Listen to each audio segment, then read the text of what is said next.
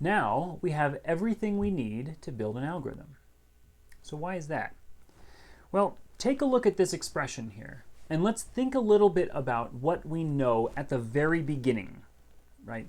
So this expression, if you believe this expression, this tells you that if we have solved all the subproblems, all except for the last one, right? The last one where we ask, okay, what if we have all n items and our capacity is W? So if we've solved all our subproblems, then all we have to do to understand the answer to the overall problem is take a look at a pair of subproblems, right? We need to take a look at this one and this one, right? Those are the only two subproblems that we need to look at, whose solutions we need to look at to understand the solution to our overall problem, okay? So that's remarkable, right? That the solution to our overall problem only depends on two numbers. So in principle, all we have to do is go find those two numbers to solve the problem. Now, for each of those, we might have to go find two numbers, and so on and so on. But as long as we believe this math, we have the things we need to build. So let's think a little bit about what we need to know at the very beginning of the algorithm, and let's think about whether we know that. So what is, let me ask you this question, what is f of 0 and 0? So what does this mean? Well, the first argument, remember, tells us the largest index of items that we're allowed to use. So if the first argument is 0, then that means we're not allowed to use any items. Okay, so f of 0 and 0 just is asking us, what's the best subset we can build without using any items? And the answer is we can't. There aren't any subsets, right? Or the best subset is the empty set, if you want to be pedantic about it. So this says we're not using items. And this says our capacity is 0. Is 0.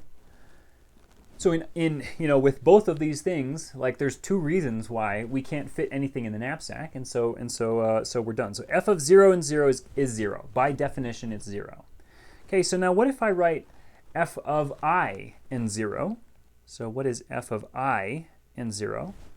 Well, f of I and 0 says we're using items, or using any item in 1 ... all the way up to I for some I, but the capacity is still 0. Okay, so this one also is always going to be 0. As long as every single one of our items has a non-zero weight, then this one also is going to be 0, because this is asking what's the best subset we can build that fits in a flat knapsack, right? A knapsack that doesn't fit any items.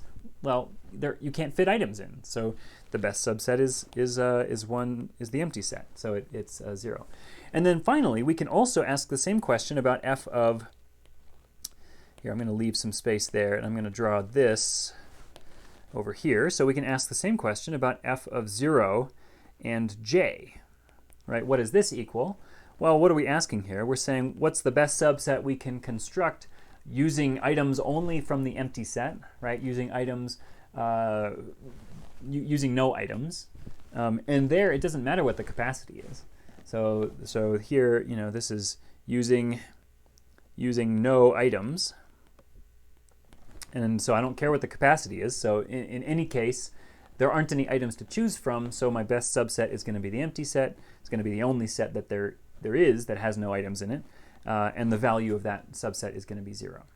Okay, so if you want to think about building a recursive algorithm to do this, which we will do in a moment. Our first shot at this actually is not going to be recursive, but if you want to think about this from a recursive standpoint, these three things I've just written express our base cases.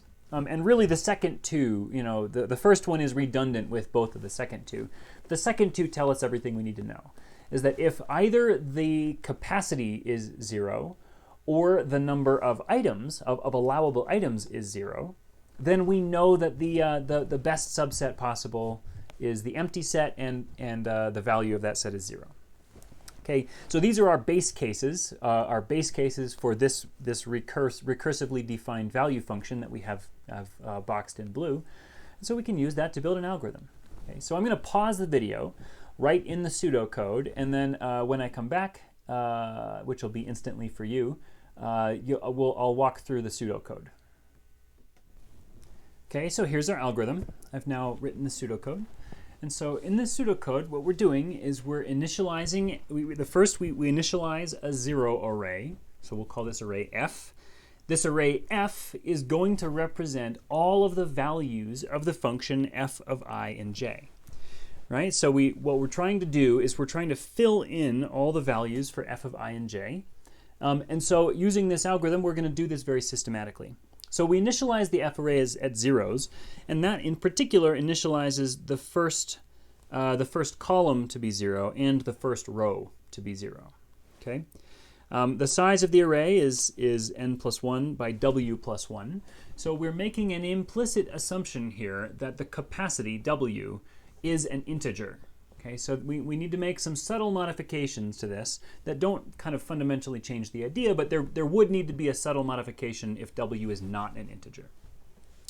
But assuming w is an integer, then this array is well defined, and then we fill the first, we fill the whole thing with zeros. But what that does is it makes sure that the first row and the first column are all zeros, which are the base cases of our recursively defined value function up here. Okay, so following through the algorithm, what we do is we set up a for loop to loop over the rows of the array f. Set up another for loop to loop over the columns of the array. And then what we do at each one of these cells in the array is we say, hey, look, we're going to try to fill in the I and jth entry of this array. All right, so how do we do that?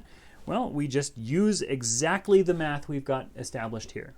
So if the weight of element I is too large to fit in that capacity j, right, which is captured right here, then we just ignore that element I. We say, okay, there's no point in considering subsets with this element I and this capacity j, so we ignore it, and we just step up in the table, right?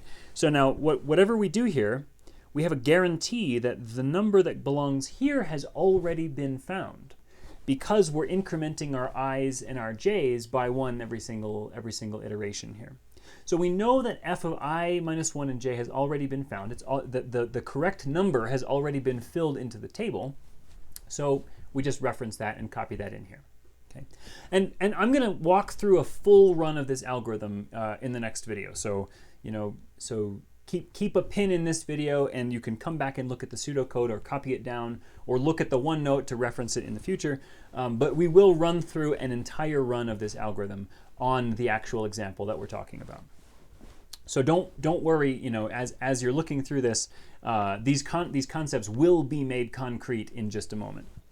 Okay, in any case, we're just following the logic. We're just directly implementing the logic of our blue boxed equation up here. And so we've just already implemented the logic of the first row. So the second row then says, okay, suppose now that this element I, could fit in capacity j, right? The weight of element I, or of item I, is no greater than the capacity j. Well, then what do? Well, then we have to compare two different things. We have to say, suppose element I is not part of the optimal subset for capacity j, then this must be the value of the optimal subset. Or suppose that element I is part of the optimal subset, then this has to be the value of the optimal subset. And so then we just implement those directly down here.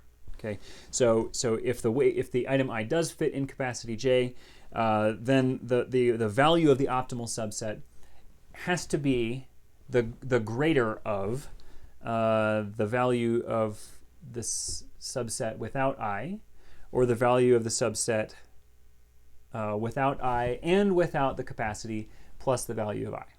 Okay, and at this point, if you don't understand what this is doing, all this is doing, this is, you know, the kind of the compartmentalized way to think about it, is all this line of code is doing is implementing this line in the equation. Okay? So if you don't believe this line in the equation, then you need to back up in the videos and understand why that line in the equation makes sense. Okay? If you don't understand why that line in the equation makes sense, you will not understand any better when you're looking at the pseudocode here. Okay?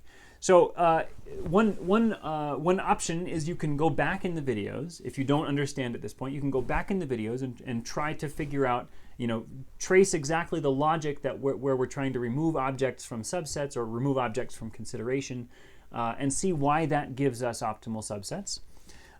Or watch the next video in which I will run through a full run of this algorithm on the problem instance that we're looking at.